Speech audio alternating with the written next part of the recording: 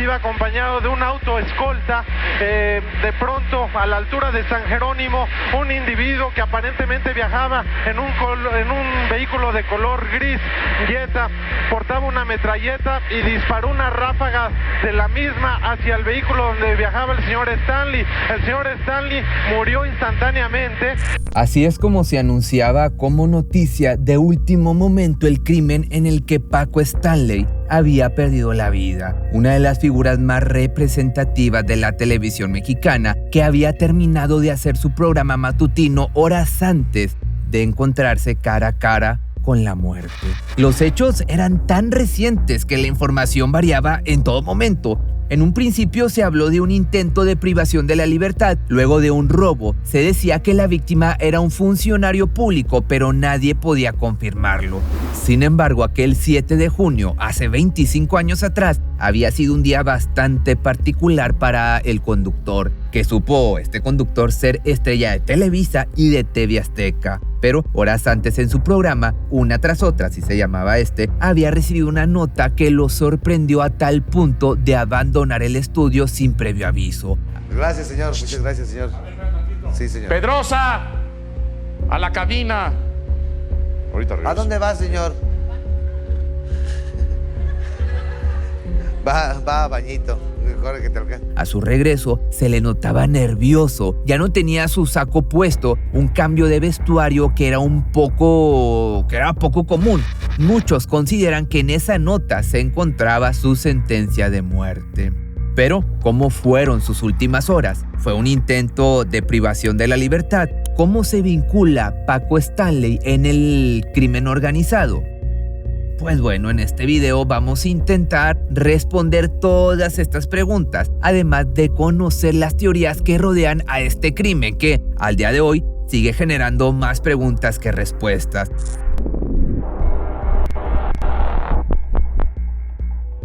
Paco Stanley tenía 56 años al momento de perder la vida y una carrera extensa que lo puso en la cima del éxito y en el corazón de sus espectadores. A lo largo de su carrera se lo conocía como locutor, presentador, actor, poeta e incluso político. Pero antes de conocer sus últimas horas, regresemos en el tiempo para conocer sus comienzos.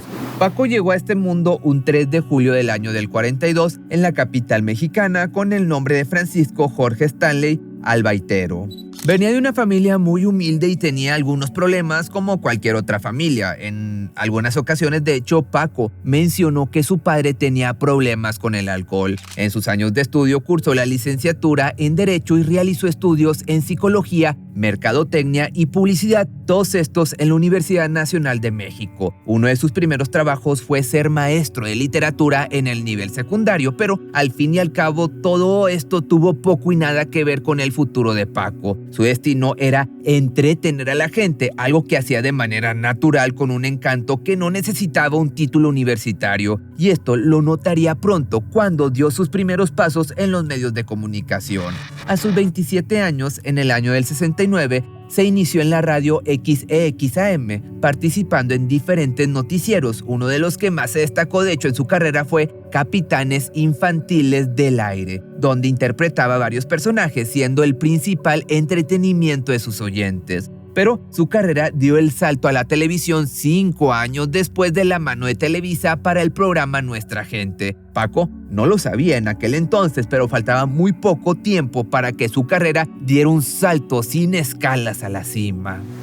Sus años de actividad en la televisión lo llevarían a participar en muchos otros programas de renombre tales como Alegrías de Mediodía, Divertidísimo, La Mujer Ahora y El Club del Hogar, donde tuvo uno de sus papeles más importantes, por cierto. Ahí se volvería famoso por su papel de Patiño, una especie de personaje secundario que hace sobresalir al cómico principal del programa, como lo que sería Mayito o Mario Besares en un futuro. Podríamos decir que era el blanco fácil para los chistes del principal. Ahí participó entonces al lado de Francisco Madaleno Fuentes y del locutor Daniel Pérez Arcaraz. de quien sería, por cierto, suplente luego de su fallecimiento. El programa se sostuvo 40 años al aire, siendo uno de los más emblemáticos para las familias mexicanas. De hecho, tuvo un paso de 5 años por el canal de noticias Eco, donde se encargó de la sección de espectáculos, pero el destino le guardaba todavía un espacio más grande en la televisión. En el año 91 le ofrecieron la conducción del programa Ándale, el cual tuvo altos niveles de audiencia, posicionando a Paco como uno de los conductores más populares del momento. De hecho, este hombre tenía un sentido del humor muy particular, algo ácido, que con el paso del tiempo pudo perfeccionar y transformarlo en su propio estilo. Esto lo llevó a convertirse en un referente para sus colegas y un conductor que haría un espacio en la mesa de los mediodías familiares. Nadie se esperaba de hecho el éxito que tuvo. Para que te des una idea, ni siquiera la producción del programa. Paco tenía una de las historias de superación más inspiradoras para el público. Muchos de sus colegas hacían énfasis en que él había hecho su carrera desde abajo. No era hijo de un poderoso ni tenía recomendaciones, sino que su carisma era el que lo hacía querible para las audiencias y así también le llegaban las propuestas de trabajo. 5 años después saldría a la luz Pácatelas, donde compartiría créditos con este personaje que te platicaba Mayito, Besares y aparte Benito Castro. Estos 2 programas fueron los que agregaron un título más a lo que ya poseía Paco, el capo del humor, así era llamado. El público lo quería a él y las empresas se peleaban por publicitar en sus programas. En Pácatelas también existía una tradición que divertía tanto a grandes como a chicos, el gallinazo. Cuando Paco gritaba el gallinazo, su mano derecha, que era Besares, tenía que soltar todo lo que estuviese haciendo y comenzar a bailar. Pero no cualquier baile, tenía que ser de lo más descabellado.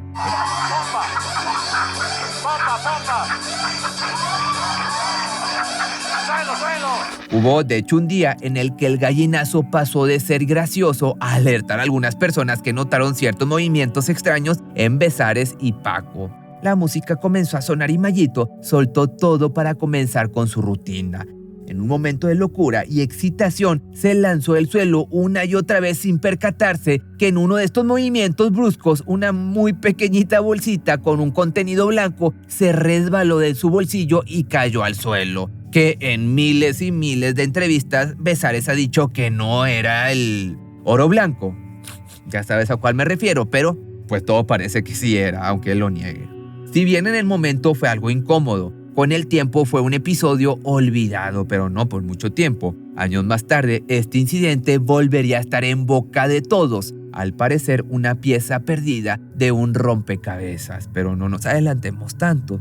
Pasemos a un punto de la historia de Paco que marcó un antes y un después en su carrera. A finales de los años 90 ocurrió lo inesperado. Paco se fue de Televisa y firmó contrato con la competencia, o sea, TV Azteca. Pero, ¿qué lo llevó a hacer esto?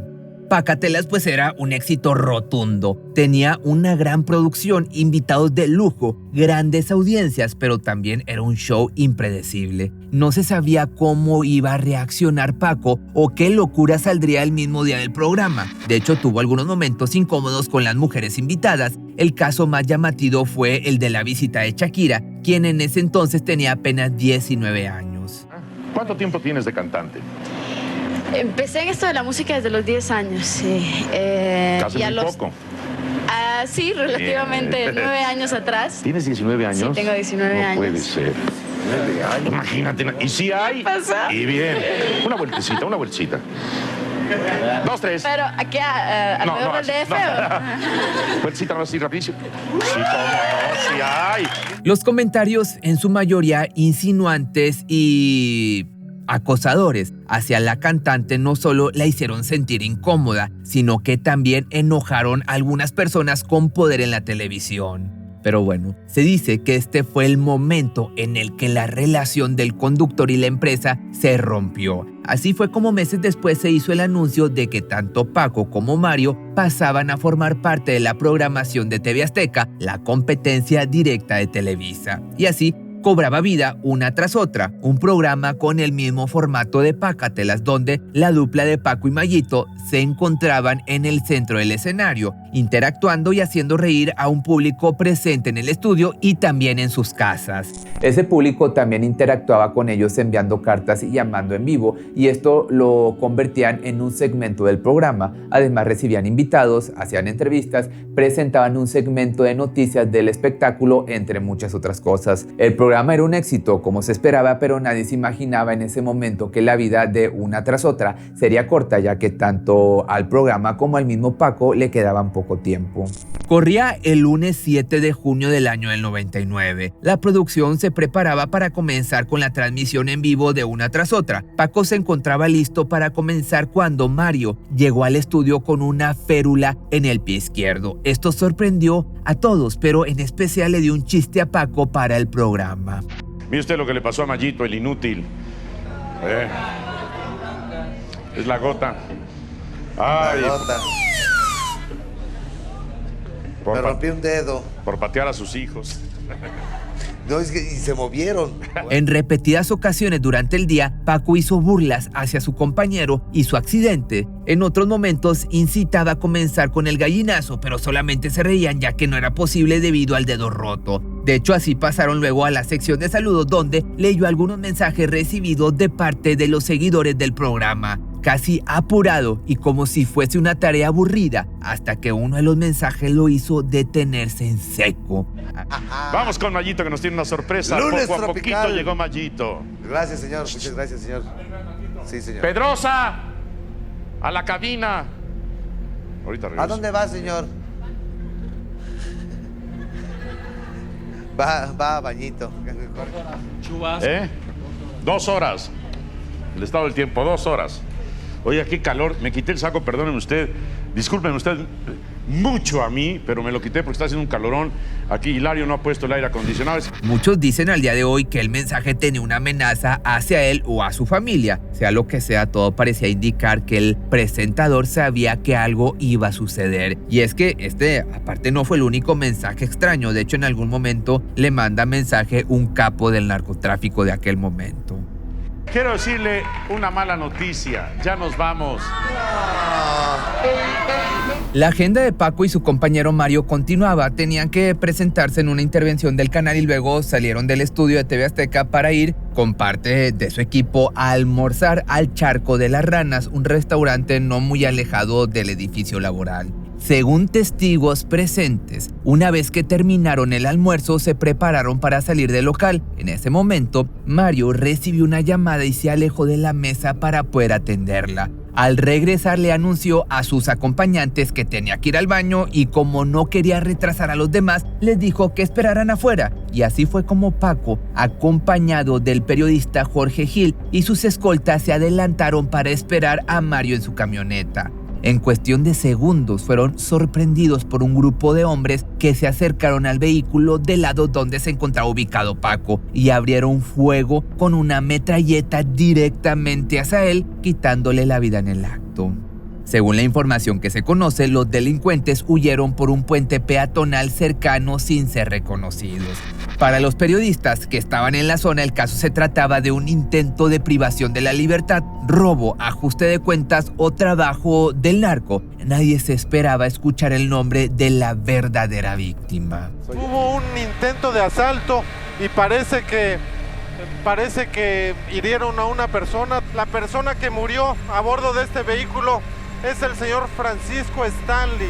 La camioneta en la que se encontraba esperando a Mario había recibido un total de 36 disparos, varios de ellos impactando en la cabeza y en el cuerpo de Paco. Además, el periodista Jorge Gil resultó herido en una pierna y un agente de seguros que circulaba caminando por la zona también perdió la vida lamentablemente, mientras que su esposa había sido gravemente herida. Y quizás en este momento ustedes se estén preguntando, ¿y dónde estaba Mario Besares? Bien, Mario se había excusado para ir al baño y salió justamente después de que el ataque se llevara a cabo.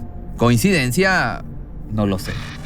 Mario Besares, sabemos que es difícil, Mario.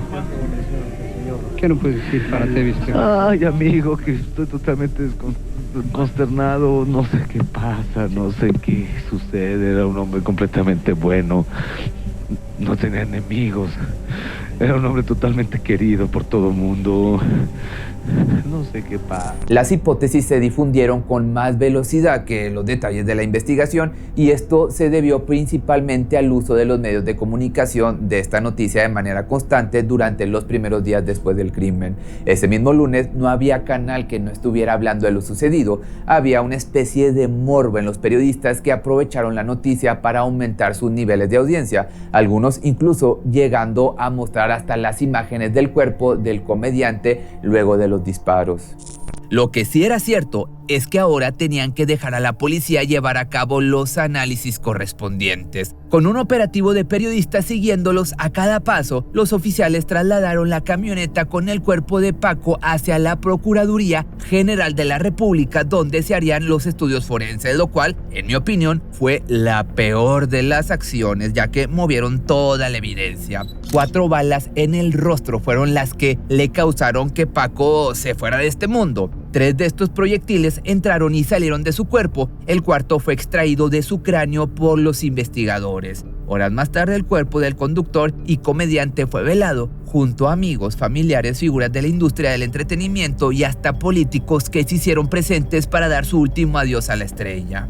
El cortejo fúnebre fue acompañado por muchísima gente, en su mayoría fieles seguidores que le dieron una despedida emotiva, pero detrás de ese dolor también se sentía la necesidad de sus seguidores por respuestas y justicia.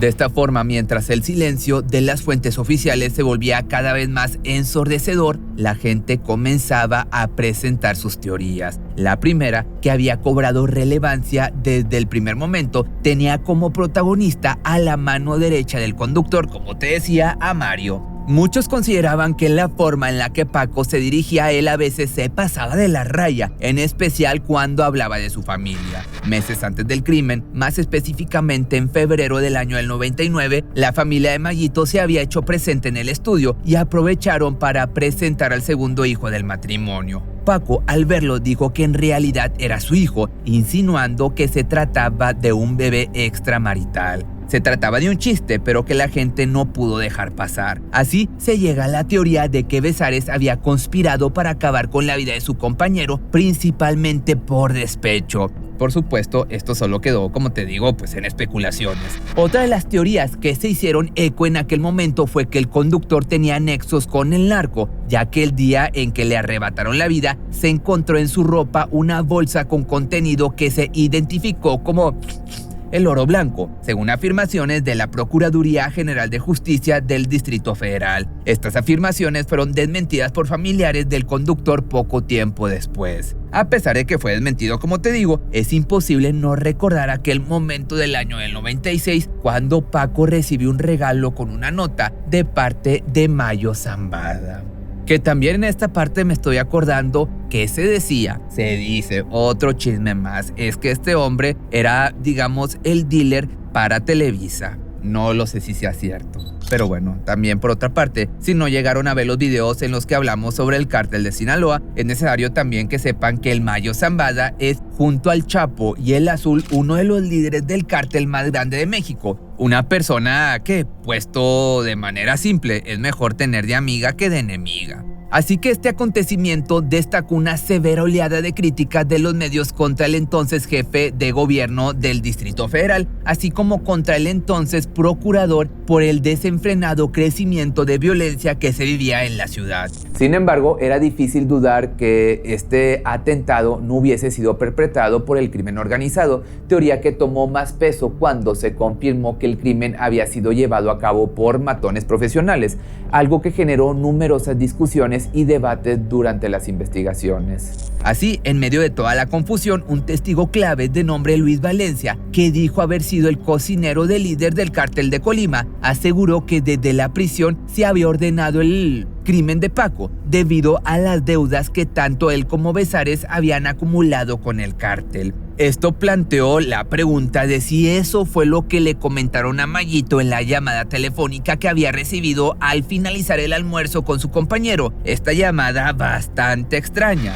Aparte, si se habla del narcotráfico, no se puede dejar afuera la teoría del lavado de dinero. Se creía que Paco estaba involucrado en un proyecto de lavado de dinero. Aquí, te vuelvo a repetir, se creía que el conductor era una especie de testaferro de los criminales que finalmente acabaron con su vida.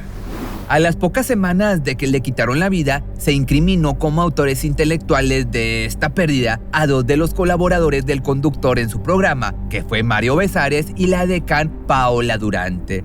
La teoría de que Stanley consumía o vendía sustancias y la sospecha de Besares como uno de los responsables de que le quitaron la vida se fortalecieron aún más cuando se trajo a colación aquel momento incómodo en medio del gallinazo y la infame bolsita que cae del bolsillo de Mayito, que siempre ha dicho, como te decía al principio, que no fue oro blanco. Pero bueno, quién sabe, apenas 2 semanas después del crimen, Besares entonces fue detenido en un hotel de la capital mexicana, pues se decía que tenía pensado huir del país. El 2 de septiembre del mismo año se dictó de manera formal la prisión contra Mario, Paola Duarte, Erasmo Pérez Garnica, alias El Cholo, José Luis Rosendo Martínez y Jorge García Escandón. Las autoridades los tenían en la mira como principales sospechosos, pero en enero del año 2001 se les dio libertad condicional por falta de pruebas para culparlos del crimen. Después de la tragedia y de pasar 1 año y medio en prisión por un crimen que según él no cometió, Mario se tomó un tiempo lejos de las cámaras, pero nunca se despidió de la televisión por completo. Desde 2010, Mayito conduce el programa... Bueno, conducía un programa porque ya se acabó, que se llamaba Acábatelo en Multimedios, un programa bastante chafo. Paola, por su parte, pasó el mismo tiempo en prisión hasta que se demostró su inocencia. Se dijo que había mantenido una relación sentimental con el conductor, pero que en realidad no fue así. Paco quería salir con ella y ella no aceptó. Actualmente está alejada del mundo del espectáculo porque se decepcionó del trato que le dieron y del ambiente del mundo de los medios de comunicación, de tanta gente que le hizo daño. Por otro lado, Jorge Gil, el periodista que estaba con Paco en sus últimos minutos, se recuperó por suerte de las heridas de aquella vez por completo. Escribió un libro sobre lo que sucedió de 182 páginas en el que aseguraba que para ese entonces Stanley y Besares ya no se llevaban bien. También dijo que el día del crimen Besares se comportaba de manera muy extraña. Luego de aquel día entonces decidió alejarse de los medios de comunicación. ¿Será cierto? ¿Será mentira? Ya te va a tocar a ti juzgar, pero de que los conocía muy bien, los conocía. De que le tocó vivir, eso sí, le tocó vivir el crimen y probablemente sepa más que tú y yo. ¿Haya dicho esto por amarillismo, por atrapar la atención? No lo sé. Al igual, y yo tampoco conozco a Mario Besares y no te sabría decir qué tipo de persona es. A simple vista en televisión se ve como una buena persona, pero no lo sé. Tú me lo dices al final de los comentarios. Luego de mucho tiempo de discusiones e indecisiones, se confirmó que la serie basada en la vida de Paco verá la luz este 2024 a través de la plataforma Prime Video de Amazon. La misma se llamará ¿Quién lo mató? Y cuenta con la actuación de Diego Boneta, Belinda y Luis Gerardo Méndez como protagonistas, que seguramente va a ser un éxito por los personajes o va a ser muy vista. Se dice que la serie no cuenta con el consentimiento de la familia. Han pasado 24 años desde el asesinato de Paco Stanley y el crimen aún sigue siendo recordado por la gente que siguió su carrera y disfrutó de sus programas, pero ningún dato se dio a conocer de manera oficial. La pregunta que nos hacemos en este punto del video es si realmente en algún punto vamos a saber qué fue lo que verdaderamente le sucedió a Paco Stanley, si con esta serie nueva que va a salir ahora con Belinda tendremos una nueva conclusión o seguirá siendo lo mismo. Igual, tú me lo dejas aquí en los comentarios. Si te gustan este tipo de videos, también ahora todos los jueves está el podcast Muchos Más Misterios que hago con mi compañero Edson. Así lo puedes encontrar en Facebook, en YouTube y en todas las plataformas de audio.